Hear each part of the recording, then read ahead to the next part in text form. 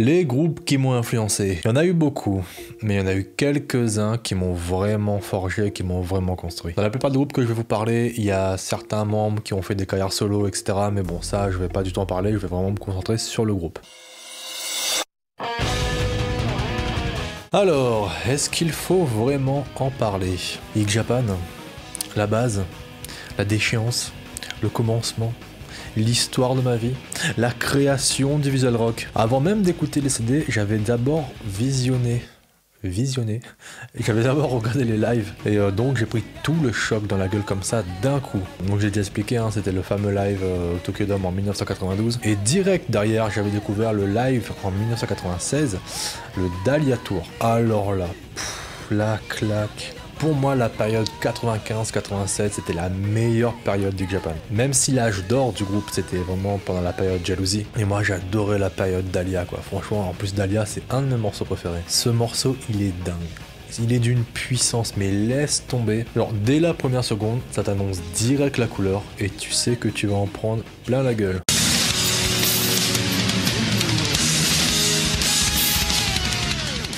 Et genre à l'époque, quand j'étais guitariste débutant, j'avais appris tous les morceaux d'X Japan. Mais genre tous les morceaux, je connaissais tous les morceaux du groupe. J'étais le plus grand fan au monde de ID. Genre je mettais les lives, je prenais ma guitare, je me mettais debout et je jouais en même temps. Et je voulais refaire les mêmes gestes que lui, je voulais utiliser les mêmes doigts que lui, genre le gros fan quoi. Tout pareil, tout pareil. Et dans le Dahlia Tour, il a un charisme, mais c'est pas possible. J'étais tellement fan que je voulais la même guitare que ID, mais c'était compliqué d'avoir le même modèle que lui, surtout quand t'es à La Réunion. Non mais cette gratte, elle était magnifique, enfin elle était faite pour ID quoi, c'était vraiment...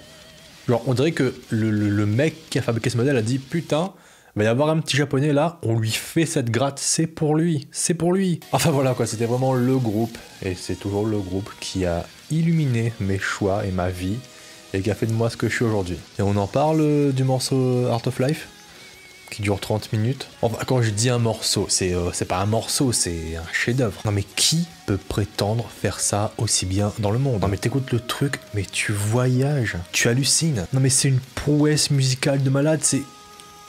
Y a pas de mots. Pendant 30 minutes, tu passes par plusieurs états. La composition, elle est folle. Non mais faut être un extraterrestre.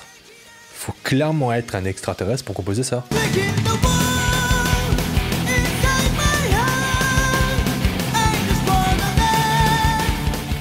Tu sais que Dream Theater a fait aussi un morceau de 30 minutes, mais là vraiment c'est de l'émotion à l'état pur quoi. Attention, hein, je suis pas en train de dire que Japan compose mieux que Dream Theater ou quoi que ce soit, ou je rentre pas du tout dans les débats comme ça. Hein. Moi je suis juste un méga fan de X Japan, j'étais touché par Art of Life, je connais rien, pas grand chose à Dream Theater. Voilà, donc moi je suis pro X Japan, donc vraiment pour moi c'est Art of Life. Alors vraiment je vous invite à écouter ce morceau et à fermer les yeux.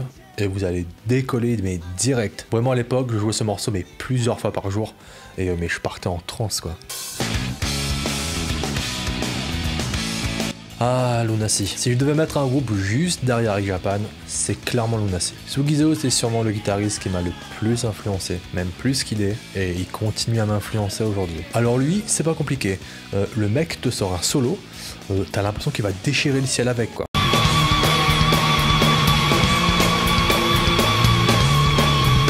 Le gars t'emmène dans l'espace avec lui et sa gratte, mais direct. Et puis visuellement, il a tellement la classe, enfin, Sugizo quoi. J'aime trop ce qu'il dégage. J'ai adoré la période 98-2000 chez Lunacy, pour moi c'est la meilleure. Surtout avec ses cheveux roses là, en hommage à ID, franchement c'était vraiment une période extraordinaire pour Lunacy je trouve. Quand j'étais au lycée, j'avais toujours du Lunacy dans les oreilles, au moins une fois par jour, tout le temps. J'avoue qu'aujourd'hui, j'écoute beaucoup moins d'X Japan, mais Lunacy, j'écoute toujours autant, franchement ça me tue. Genre les morceaux Storm, Gravity, Rosier, Kiss. J'ai eu la chance de voir Lunacy au Japon, à Saitama, le 26 décembre 2016, le jour de mon anniversaire. Et franchement, j'oublierai jamais. Enfin, je me souviens juste des 3 premières chansons. Et après, j'ai pleuré tout le long. C'est bon?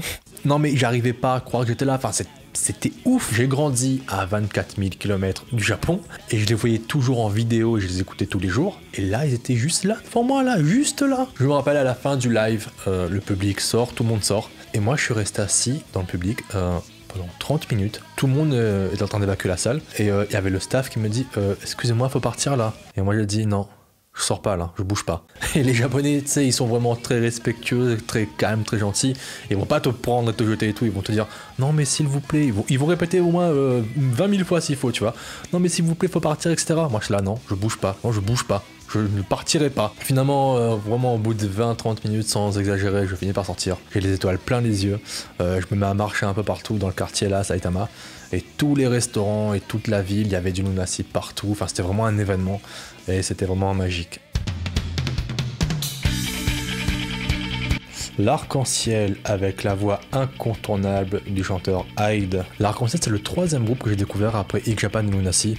Et clairement, ils m'ont grave marqué aussi. Ils m'ont marqué aussi parce que c'était encore complètement différent de ce que j'ai pu découvrir avec Kix et Lunacy. J'ai découvert avec le premier album du coup de l'Arc-en-Ciel, l'album Dune, avec le morceau Shooting from the Sky. Et c'était hyper aérien, hyper planant. La voix était hyper envoûtante. Les mélodies étaient à pleurer. Par la suite, j'ai découvert aussi leurs concerts. Ils faisaient des concerts de dingue au Japon. Et aussi, étant fan d'anime, et ben on peut pas passer à côté. Les openings de GTO, Fullmetal Alchemist, Kenshin, que des trucs mais hyper lourds quoi. C'était un style de musique qui était plus axé grand public. Et clairement, ça m'a beaucoup marqué et ça continue de me toucher. J'écoute encore beaucoup de l'Arc-en-Ciel aujourd'hui.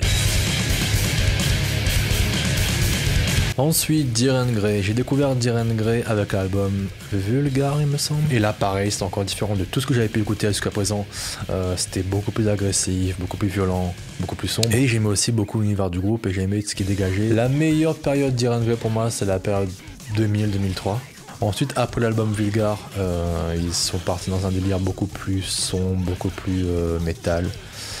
J'accroche beaucoup moins, mais ça leur a permis de toucher une autre communauté à l'étranger et ça c'est vraiment bien cool. Je trouve que c'est vraiment bien que le groupe ait réussi à s'exporter et franchement j'espère les voir un jour en concert. Allez, un petit dernier pour finir, on va parler de Miyavi. Très honnêtement, j'ai jamais été un grand fan de la musique de Miyavi, malgré, attention, qu'il soit un musicien exceptionnel, hors pair. C'est un guitariste mais hyper talentueux, il est incroyable. Sa manière de jouer en mode slap et frapper les cordes, c'est unique. Mais voilà, malgré tout, j'arrive pas vraiment à accrocher à sa musique. Mais par contre, j'ai été un énorme fan de son visuel. Bah, comme vous le voyez, mes tatouages sont clairement inspirés de Miyavi. Et il m'a aussi beaucoup inspiré dans son mode de fonctionnement d'artiste. Depuis 2002, quand Miyavi avait son groupe, jusqu'à aujourd'hui, et ben il n'a cessé d'évoluer et de changer de style et de s'adapter et il essaye de nouvelles choses et moi ça m'inspire beaucoup parce que je me reconnais un peu là-dedans et vraiment pour ça énorme respect parce qu'il y a beaucoup d'artistes une fois qu'ils ont trouvé la recette miracle entre guillemets et ben ils restent là-dedans, ils se condamnent eux-mêmes parfois à ne pas vouloir changer, à rester dans leur confort en fait et à vouloir faire plaisir entre guillemets aux fans, ce que évidemment je comprends, mais voilà, Miyavi lui c'est genre c'est ma musique, si vous m'aimez vous me suivez, sinon bah tant pis, mais en tout cas moi je vais évoluer. C'est un peu ça aussi l'esprit Visual Kei. C'est un peu la même chose pour Gact, quand il était dans Malice Mizer, et ben il était très Visual Kei. Ensuite quand il est parti en solo, au fil des albums il a fait que évoluer, que changer. Et moi j'aime vraiment ça chez un artiste. Voilà pour les artistes qui m'ont le plus influencé. N'hésitez pas à mettre en commentaire les artistes qui vous ont influencé et les artistes que vous écoutez. Je vous donne rendez-vous sur les réseaux sociaux, Instagram, Facebook, Twitter. N'hésitez pas à vous abonner à la chaîne et à activer la cloche si ce n'est pas encore fait.